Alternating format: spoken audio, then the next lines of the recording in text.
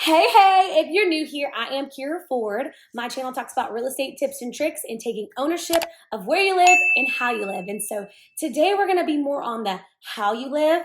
There's so many of us that are living alone and we're like, how do we really master this thing?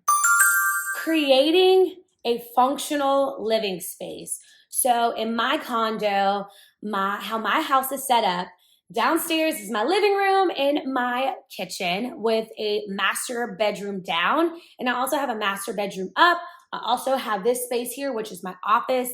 And so the biggest thing when you are using what you have to get furniture that is like multi-purpose. So if you have a lot of guests come over, I always would say is like get a couch that you can like let out of bed, or make sure that the second bedroom that you have, that the bedroom it's set is at least a queen size bed so you can get multiple people in it. I'm a firm believer that the more tidy your house is, the more clean things are, the more focused you can be. Because if you have a messy desk, a messy car, a messy house, most likely you're gonna have a foggy mind. So my biggest thing is come up with a routine to clean up your house. So for instance, my routine is on Wednesdays and Sundays, I make sure that I sweep, vacuum, and mop, okay? I know it's not that fun when Wednesday and Sunday comes, but after doing that makes a world of a difference, especially since I have a dog. And so you do need to find a routine that works for you.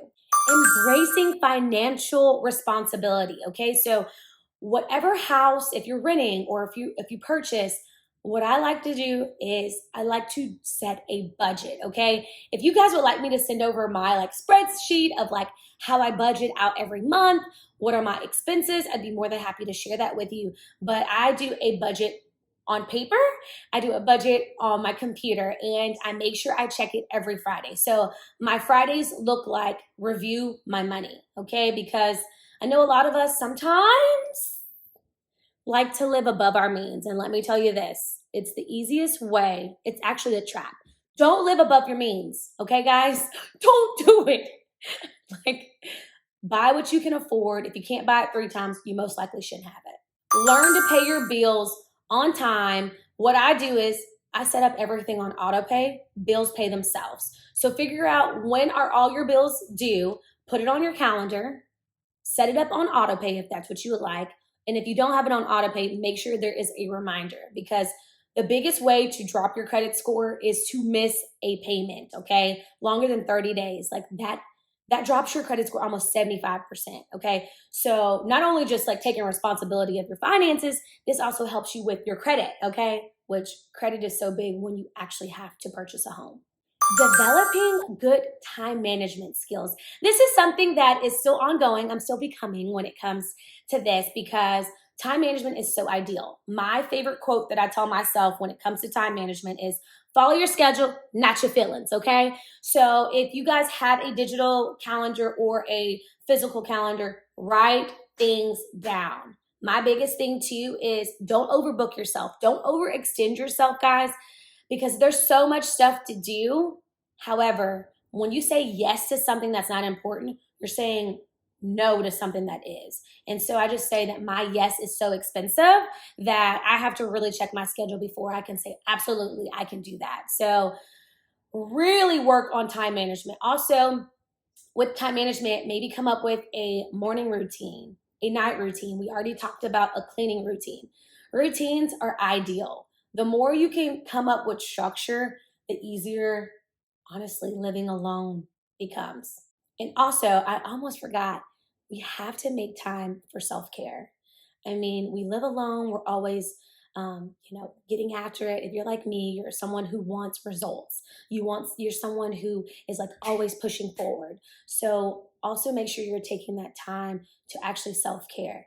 And a lot of people don't even know what self-care is. So I am thinking about doing a series of like what my self-care is, and also just showing you what self-care means to me. If you are interested in that, comment below like self-care packet, self-care video immediately.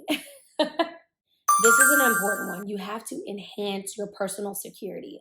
Okay, so when you live alone, I do think that we're easier targets. So make sure you have a security system. If you don't have a security system, have a ring system. If you don't have a ring system, get some cameras. Like, you need some kind of security that is going to back you up when you're gone out of town or even just gone to work. So get a dog. That's another form of security, because your dog's going to bark when someone comes near your house. So security is so big when it comes to living alone.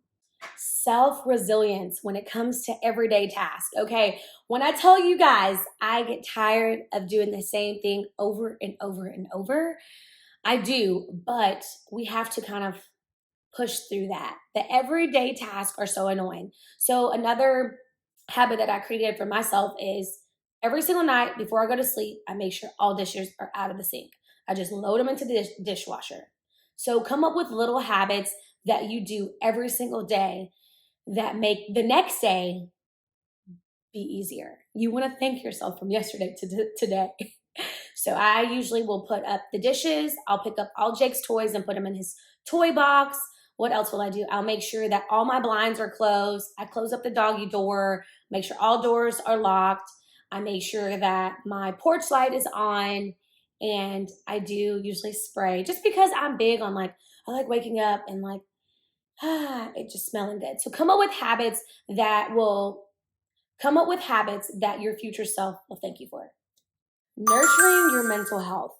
So when it comes to living alone, I have routines. Okay, so let me tell you this too. I'm a dancer, so I'm used to routines. I like a good routine. Do you hear me? I do. Okay, so another routine that I do for mental health is I do meditate. So I don't get to it every single day. I would love to, but I will meditate. I usually meditate for anywhere from 5, 10, at most 20 minutes. So we have to take care of our mental health, because when we're not mentally stable, it's so hard to go and interact with other people at work, friendships, family, anything. So taking care of your mental health and nourishing that is so important. Also practicing mindfulness. It's really big, since you live alone, it's really big for you to go out and be social. So I'm really trying to roll out like taking myself out on a date every single Friday. Okay. And it has been challenging, and even buying myself flowers. Like, I'm like, girl, we gotta get on this routine of taking yourself out on a solo date. I think that that is so important, in like loving your own company, enjoying your own self. So another thing that I would say too with your mental health is get in a social group. You know, you could be in a church group. You could even do like Bible study, but being social is big because we do live alone. Safety and security measurements. And the reason why I say that is like, be cautious of who you invite over to your house. I have to work on this. I am a social butterfly. And if I get too tired, I'm just like, yeah, come on over. Come on over. Come on over. That is not safe, because now people know where you live, and your home should be your sanctuary. You know, this should be your place of peace. And that's why I think it is big for you to be a little bit more cautious before you let people come over to your house. Living alone can be challenging. I just think that you have to be very mindful of the things that you need to get in routine, things that you need to practice. And also remember that, like, you don't always have to get it right, you know? I have to tell myself that too. So I hope these tips have helped you when it comes to living alone and mastering the art of independence. And of course, like I said, you know my heart, you know my channel. It's talking about taking ownership of where you live and how you live.